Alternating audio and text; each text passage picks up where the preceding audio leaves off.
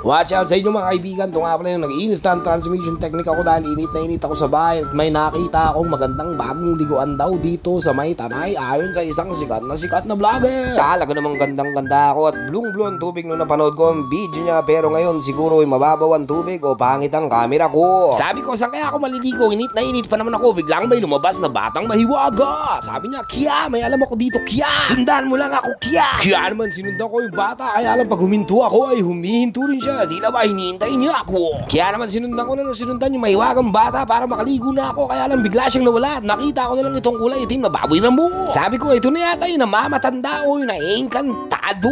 Tapos bigla na lang ulit lumabas yung bata at nag-change outfit pa siya at parang tumatakbo, kaya sinundan ko at pagbaba nga tumalon siya sa magandang liguan ka at sinundan ko at tumalon din ako sa magandang liguan na ito.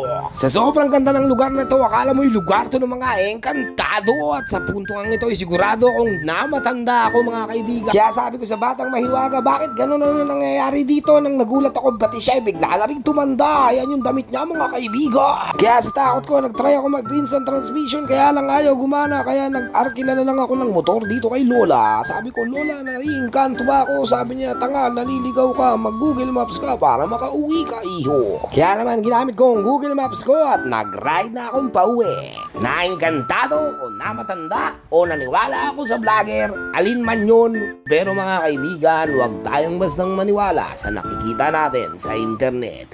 Malay nyo, kagaya ko, tokis lang din ang kwento nila. Hanggang sa muli, dito lang sa Comic Keys.